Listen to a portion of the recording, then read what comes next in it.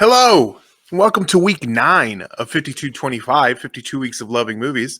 My name is Matt, if you don't know, and if this is your first time watching anything from this series, I am doing a 52-week challenge where each week I do a different, I watch movies from a different theme, and then review those movies. This week, week 9, was Korean cinema, and I was very excited because I've seen a lot of Korean cinema I really like, and a few of these were rewatches, but they were mostly first time watches, and I am excited to get into what I thought about those. I will say, just as a disclaimer, I'm not going to be saying a lot of the names because I am terrified of pronouncing them wrong, but I will say them. I will say them as best I can when I do. It's also important to note that anybody who's watched any of my videos will know that I have a soft spot for movies that depict the lower class versus the elite, and movies like that are about revolution, or movies that are about the downstairs versus the upstairs. That kind of a thing is very it's very important to me, and I'm an easy mark for those type of movies, and that's what most of what we're about to talk about is. A lot of South Korean films that make it to international acclaim do have that element to it, and I think that if you look at the history of South Korea, you can see why that's such a big talking point in their movies. But just so everybody is aware, I'm going to probably talk about that a lot, but I think that these movies have value beyond that. And so let's get into it. The first movie that I watched for week 9 was a first time watch, and it was The Housemaid from 1960. Now, I didn't know really anything about this movie. I remember as I was watching it, I remember the DVD coming out in 2003. And I know what you're thinking, is from 1960, why did the DVD come out in 2003? And that's because this movie was lost, at least internationally. I mean, it was not available on an international scale, but then a printing of it was restored and released in 2003, which is when we got it at the video store I worked at. And yeah, so let's get into this movie. Now, The Handmaiden was written and directed by Kim Ki-young. I hope I pronounced that all right. If you haven't seen it, it's about a piano teacher who works at a factory where a bunch of women work and basically live in the dorms in that area. Now, I did a little bit of research on it to kind of figure out what it was culturally that was happening there, because it was something that I didn't really recognize. And basically, after the Korean War, there was a big push for women to get into the workforce, and they did that. And a lot of them worked for these big factories that had live-in dorms, and that's basically how they lived. That's basically was their life for however long they were working for these factories. And that's basically the situation here. He is a piano teacher for the women who work in this factory. After finding out that his wife is pregnant and they've just moved into a much bigger house, he decides he needs a housemaid to look after the house for them. An important note about Mr. Dong-sik Kim, the piano teacher, is that he is the object of affection for various women in this film, which is kind of the meat of what this story is. It starts out with a woman that works at the factory, professing her love to him, and then him getting her fired, which is uncool. That leads to a friend of hers getting private tutor lessons from Dong-sik Kim. During those lessons, she also confesses her feelings for him.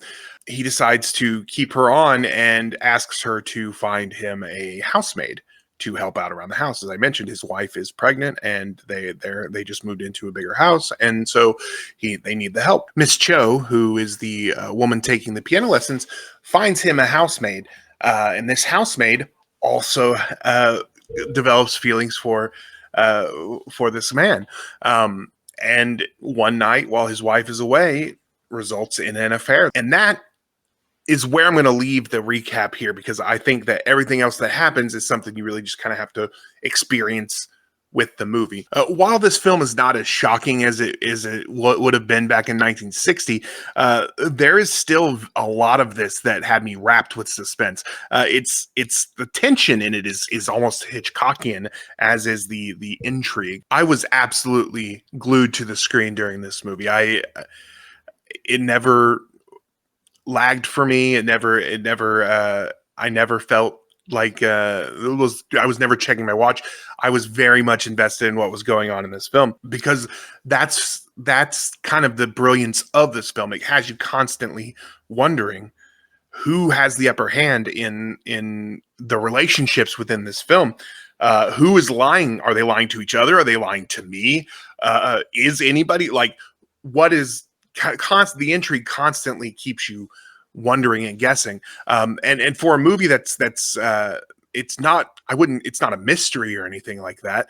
I mean, there are some things you don't know, but it's not that kind of movie. It's very Hitchcockian in that it does keep you on your toes, and you never feel like it's trying to provoke you. It's definitely evoking these emotions in you. Now, it's not difficult to see why this film is a major influence on Bong Joon-Ho and Park Chan-wook, who are two directors we will talk about today, because it very much has. Watching this, I was like, okay, I definitely see some of the fingerprints from this movie in some of my favorite films from these other directors, from Bong Joon-ho and Park Chan-wook, and I'm sure there are many others, because this is considered one of the greatest Korean films of all time. In South Korea, it has been for a very long time. It's only been really big in the West since, again, like 2003, because that's kind of when we discovered it. And I'm excited for other people to see this. I don't hear a lot about it. In fact, I didn't really know much about it until I watched it, and only then did I realize, oh yeah, I've heard of this before. I just hadn't really heard much about it. So my feeling is that a lot of people that I know, and a lot of people probably watching this, have not seen this movie. I recommend going to check it out, because I think that you're going to find a lot of value in the story that it's telling. It's really interesting kind of feeling out where you land with the characters and where you land with what's going on. And if you have guesses as to what's happening or where things are going, it really was a thrill ride for a movie that's just kind of set in a house with a housemaid and the family that she is taking care of. So that was a really great start to the theme. That was the first movie I watched for this, and I was like, wow. I hope that it can stay, up at the height that it has started, because this was a really incredible start. And I knew a couple rewatches I was going to watch, and I knew that they were going to make the cut. But because most of these were first time watches, I wasn't sure how well it was the rest was going to hold up. Which brings me to the second movie that I watched, which was A Tale of Two Sisters from 2003. Now, 2003 is going to that year is going to come up a lot for this, because apparently that was a fucking great year in Korean cinema, because not only was The Housemaid restored and sent out to the world in 2003, but this movie, The Tale of Two Sisters, directed by Kim Ji-woon, also came out in 2003. Now, my familiarity with this one is that I had seen the cover art a lot, and the cover art did intrigue me, but it never got me to the point where I pulled that trigger and finally watched it. Found this to be a really good excuse to finally go and check this movie out, because this is listed among some of the best Korean cinema as well. I was looking at a list after I'd watched some of these. I was like, oh wow, so I've gotten into some pretty heavy hitters with this, because I will tell you, all of the movies that I cover are in the top 20 list, I think, of the best Korean cinema of all time. Maybe some of them higher. I will say that 3 of them are in the top 3 generally. When you look at The Housemaid, is generally in the top 3 on lists that I had seen. but the Tale of Two Sisters is also considered one of the best films in Korean cinema. And it took me a while after watching this movie to really unpack how I felt about it. If you go on my letterbox, that's what my review is. It's just like I'm still unpacking this. And while I did enjoy it out of the gate, immediately I was like, yes, I understand. This is incredible. It did keep me thinking for a while after, which is something I always love. If a movie can stick with me long after the credits have stopped rolling and long after I need to keep thinking about it, I know there's something special, and there's something special about this film. In The Tale of Two Sisters, it's a tale of two sisters, two sisters who recently are returning home for the first time in a long time.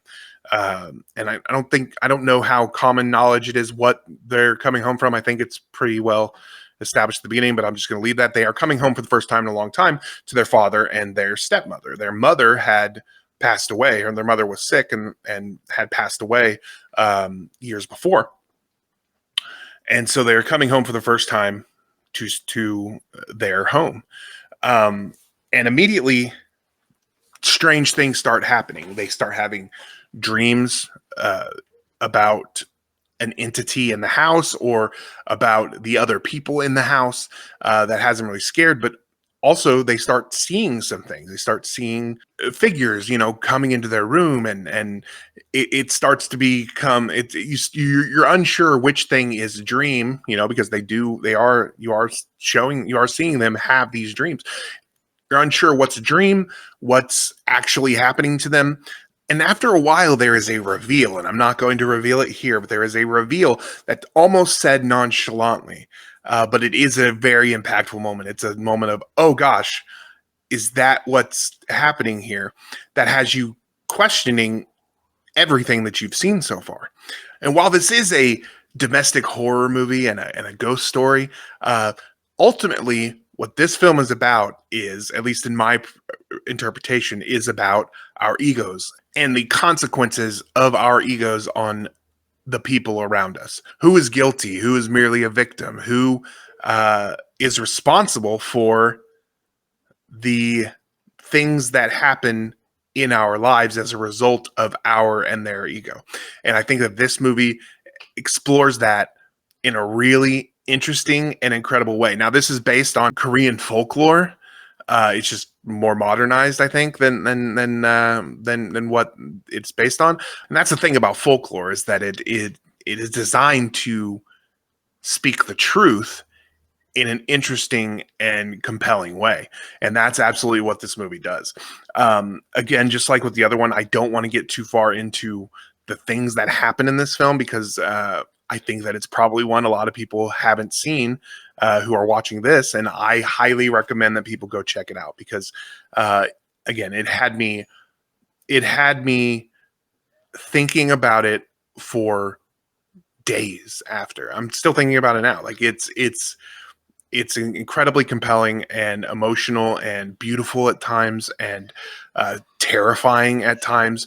I highly recommend that people check out Tale of Two Sisters. Which brings me to the third movie, and oh boy, this part might not go down quite as smoothly as the other two, because the movie I watched, also from 2003, that's 2003s in a row, even though the first one was 1960, also from 2003, is Oldboy by Park Chan-wook.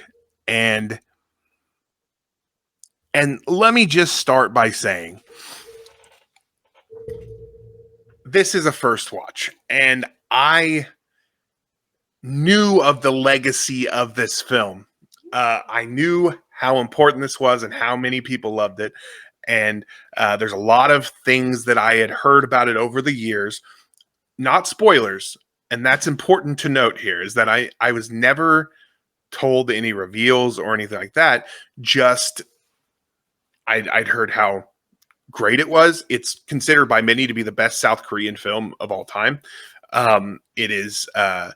I've heard a lot that it's fucked up and intriguing. I've heard about the hallway fight. People often mention that when they talk about great fight scenes, or especially because there's a lot of really great hallway fights. People talk about that one in particular. So there's a lot that I had always heard about this movie, and of course, it was remade in 2015 or something like that by Spike Lee, starring Josh Brolin. I didn't see that movie either, so I didn't really know a whole lot about it, but I do know that I had heard plenty about how people felt about it. So it might have been the expectation that was set for me that caused this to be a bit of a disappointment for me. I don't usually let hype or other people's opinions really affect how I feel about a movie, or at least how I feel about it on first watch. Listening to people talk about them, I can learn to appreciate them differently, or see some flaws that maybe I hadn't seen before. So that kind of thing can happen. But when it's just about the hype, I usually don't let that affect me, because that's not the film. And so I went into this, I think, with an expectation of how I was going to receive it that uncharacteristically for me might have affected how I feel about the movie. I will say that another issue that might have had an effect on this is that I know a lot of people really dig this because of how shocking the ending was to them, and how they weren't able to they were able to get through without ever figuring out the ending, or without get to this movie without it being spoiled beforehand. And that was true for me as far as this not being spoiled beforehand. The problem is that I guessed the ending of this, the big reveal, very early in the film. And I had that in my mind throughout. So when it got to that, it no longer felt as fresh. In fact, I was kind of hoping that that wasn't the route, because I felt like that was the easy route, and ended up being the correct answer, which is fine. I don't think that there's anything wrong with how it ended, or that it went with that, that Park Chan-wook went with that ending. I have no problem with how it was done. It just did not hit me in the same way I think that it hit other people. I will also say that I've seen a lot of people compare it to Hitchcock, and I can sort of see that, but for me, it feels a little more Tarantino than Hitchcock, which is, again, I love Tarantino. I love almost all of his films, so that's not a negative for me. But I will say that his films generally prioritize style over the substance, and that's how I felt with this, which is not the case with Hitchcock. I felt like Hitchcock prioritized substance. So that's kind of some of the disconnects for me. I'll also say that I've seen a lot of Park Chan-wook movies, and I generally love basically everything he does. For a movie that is not only considered his best movie, but one of the best, some people consider it the best Korean movie ever made. It's pretty low on my ranking for Park Chan-wook movies, which is a matter of taste. That's completely subjective, and I don't begrudge anybody who holds it in a higher regard. It's just, the other movies I've seen from him, almost exclusively all of the other movies I've seen from him, are movies I think are not only more enjoyable, but better made films. I do have this issue, kind of an ongoing issue, with Park Chan-wook films, and I think it's actually probably intentional, and he is saying something with this.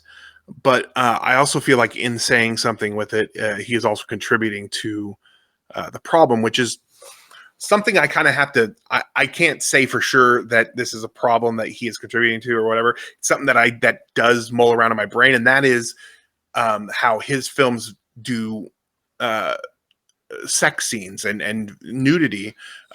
Definitely feels like it comes from the male gaze. Now, he said for things like The Handmaiden, which is a movie I really love, but I think suffers from this the most, is that he intentionally made the film from the male gaze and tried to present it as though it were the ideal uh, that were the ideal situation for a straight man, it still feels like a problem. And part of that is because I feel like all of his films, at least all of them that I've seen that kind of cover this, always feel like they are prioritizing the male gaze. Now, again, that's something that I have to kind of keep considering in my mind. I'm not saying he should stop doing this or that he's doing anything wrong with any of this. I will say that it's just something that often is a roadblock for me in his films when I am considering, their value. And again, most of his films are near masterpieces. I love them.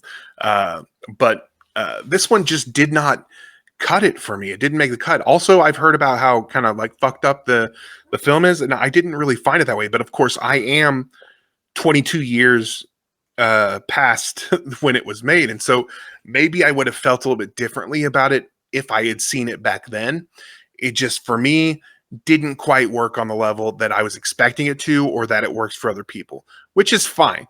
If you love this movie and think it's the best of Korean cinema, you think it's the best of Park Chan-wook, do that, and please let me know in the comments if this is a movie that you absolutely adore and you want to defend it, or at least just let your voice be heard. Please do, because I know that I am in the minority on this, but that doesn't change how I feel about other people who do feel that way, and that's important to note. So I'm going to leave Oldboy there because I don't have a whole lot to say about it beyond that, and I think anything else would kind of go into spoiler territory, and I want to avoid that for these films because I think a lot of them are ones that people might not have seen because they are so international. It's going to bring me to the fourth movie for week 9, the fourth movie that I watched, which is another 2003 movie. I'm telling you, 2003 was apparently a good year for Korean cinema. And this is Bong Joon-ho's Memories of Murder. Now, this was a rewatch. The last two movies that I'm going to cover are rewatches. And they're Bong Joon-ho, who is one of the great, in my opinion, one of the greatest filmmakers of all time, South Korean or not, of all time. And part of that is that because I connect with this elites versus the lower class idea, and that's kind of his big thing. That's what he does in almost all of his films. Or maybe all of his films, I would say. He really connects with me in the movies that he makes. Memories of Murder is a Korean noir film that is based on a real life case of a serial killer in 1986, which is when this film is set, when it takes place, the majority of this film. And again, we're going to go back to the things I love about Bong Joon-ho and Korean cinema is that okay, so Bong Joon-ho again is being one of the greatest filmmakers of all time, in my opinion, but I also feel like he's one of the most important ones because of the way he puts a spotlight on oppressive powers. And sometimes those oppressive powers are sympathetic. Sometimes they are clearly the aggressors. But he always puts that spotlight on the advantages those in power, whether it's politically, socially, economically, whatever, have over the powerless and the toll it takes on the people who don't possess that power. And that's why his films mean so much to me, and that's why this movie worked so well for me, because our main characters in this film are the police. There is a serial killer, but these are the oppressive powers in this film.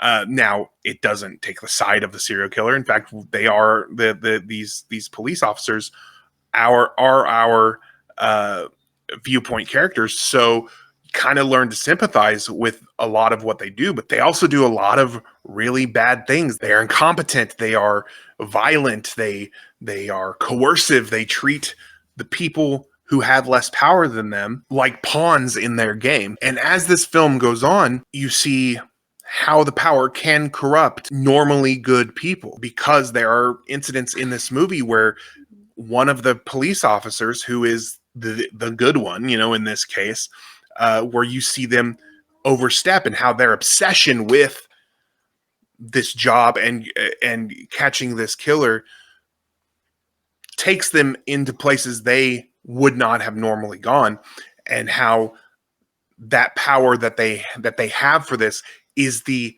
thing that allows them to overstep, and how that allows them to oppress others. It's not just that. It's not just that thing that I've mentioned that I love here. It's also, it's beautifully shot. If you had told me this was shot this year, I would have believed you. It's absolutely beautiful. The writing, the directing, the cinematography, the editing, all of it worked just so cohesively and so well that it produces this truly incredible and remarkable film. If you haven't seen Memories of Murder, I highly recommend going to watch it, because it has a lot to say about the power and how it corrupts and the people who wield that power. But it's also a really beautiful film about people and how people change and learn and grow, and whether that's for the better or for the worse. It's just really a truly incredible film, and I highly recommend that you all go watch it. I'm going to leave it there because, again, don't want to spoil too much, but also this is really just going to be a recommendation. That's what a lot of this is here. I will say, before moving on, that I had read about director Bong making this film, and how he said it was kind of, it was a little bit more difficult than some of his other films, because there were real people involved in this, and they stayed away from the actual locations. They didn't want to be disrespectful, but also, like, they had to be careful because the families of these people are still alive and still around, and they wanted to remain respectful, but also wanted to tell this story, which I just think is so cool. Bong Joon-ho, he's never allowed to do anything wrong, because I need him to be the perfect human that he is. But moving on to our last film for this week is a movie that I teased last week, because I said that, because last week I did Best Picture winners, and I was like, there's one that I really love that I was saving for this week. And it's the only Korean film to ever be to win Best Picture. In fact, it's the only non-English language film to ever win Best Picture, and that is Parasite by director Bong Joon-ho from the year 2019. Now, 2019 is going down for me as one of the greatest years in film. I don't know that I would call it the greatest year in film, but there are so many incredible films in 2019. So many, like, masterpieces. It just feels like it has a higher rate of masterpiece than a lot of other years do. But Parasite, again, falls under that same thing with Bong Joon-ho and the elites versus the lower class. But this one has an interesting story about the first time I watched it. And it's not an uncommon story, I don't think, but it is always hey, shh.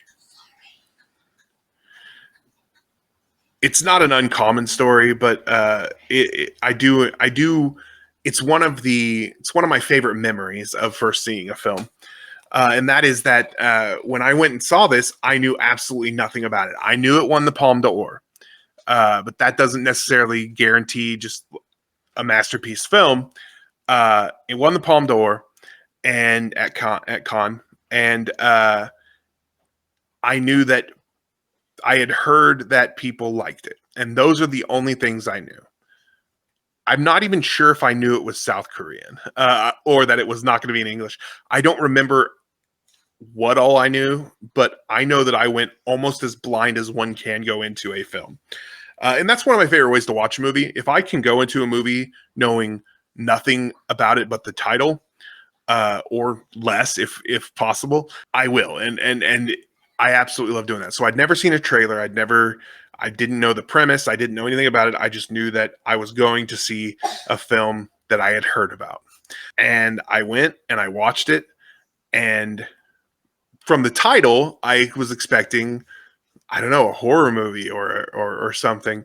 But what I got was this comedy film, this really funny movie about this family who is struggling and is trying to find ways to make money, and then they end up working for this rich couple, and kind of conning their way into that situation. It's this really funny movie, and then it takes a sharp turn. There's this tonal shift that happens, and if you've never seen Parasite, I'm not going to tell you what it is. I shouldn't even be telling you this part.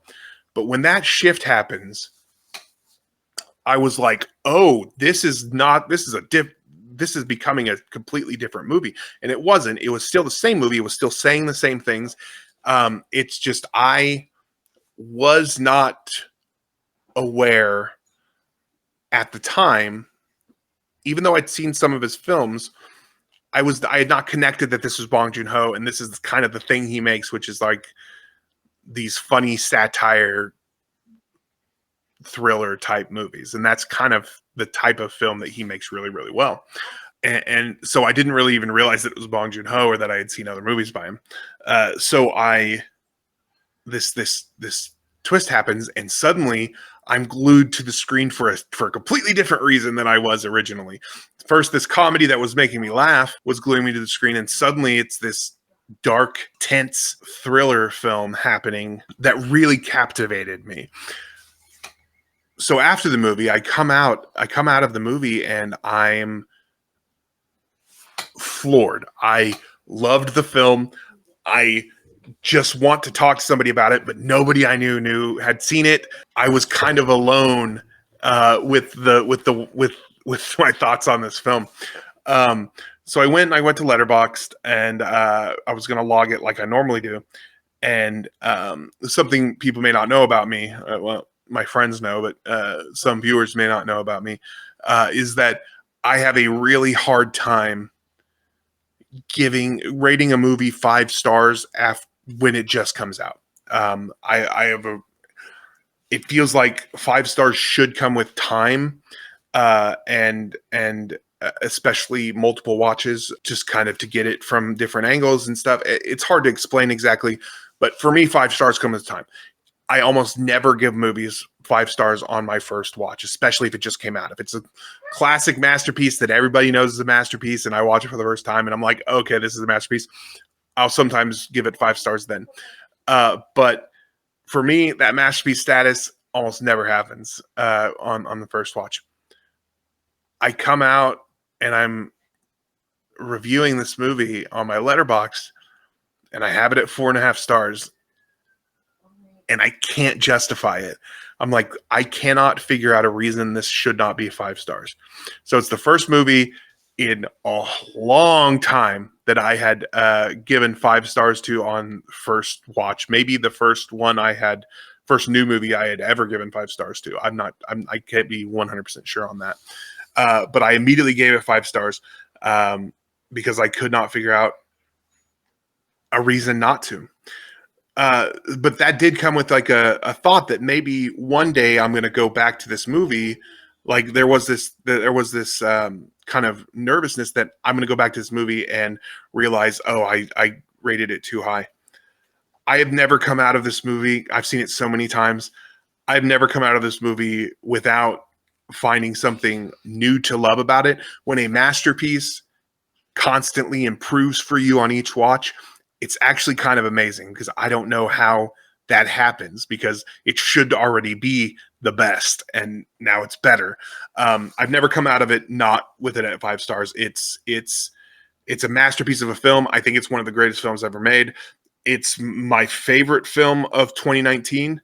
It's one of the best films of that decade, if not the best film of that decade. I don't know. I have a list of the greatest films of that decade, but don't have them ranked because that's way too hard. A lot of it has to do with the stuff that we've already talked about, with the way that Bong Joon-Ho makes movies and the way that the themes within his films. It all really works very, very well for me. I'll also say that although this movie won a lot of awards, it was not eligible for the Big Five or any acting nominate awards because they weren't nominated. I'll say this: I think that the cast of Parasite was hella snubbed at the Oscars that year. Song Kang-ho should have been nominated for Best Actor, in my opinion. Park So-dam, who is probably my favorite performance in this in this film, plays the daughter of the family. Jessica, only child, Illinois, Chicago. I think that she should have. The fact that she was not nominated for Best Supporting Actress is a crime. I think she possibly could have won Best Supporting Actor, at least in Best Supporting Actress, at least if I were voting. I think that the cast of this is so damn good. That pun was not intended because I did just say Park So-dam and then so damn good. That's not what I meant. But I think that, and not just the family, all four of them could have been nominated, maybe should have been nominated. The supporting cast also could and maybe should have been nominated as well. It's just, this movie hits every note for me.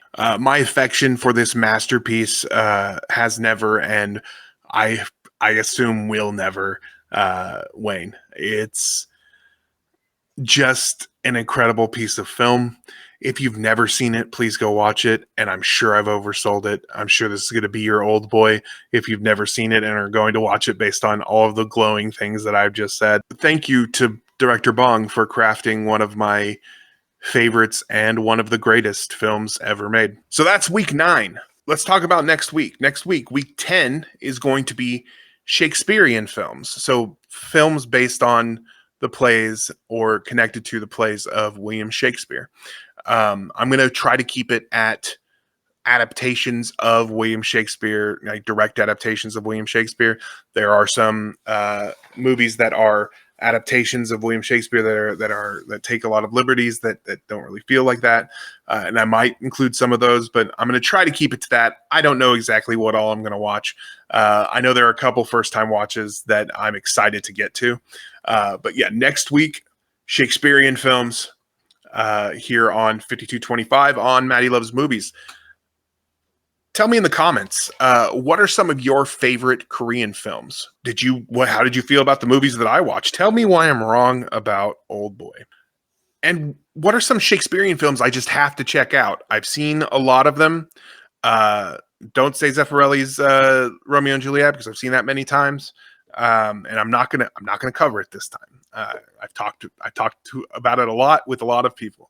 I'm not going to cover it. I'm not going to cover Romeo plus Juliet either, which is one of my favorite Shakespearean adaptations, because we just covered it on Framewreck on Nostalgia Junction on the Dill Pickle Movie Network, because we were talking about movies that came out when I was a teenager that had a profound effect on me, and that's one of them. So tell me some Shakespearean movies I should watch. Talk to me in the comments.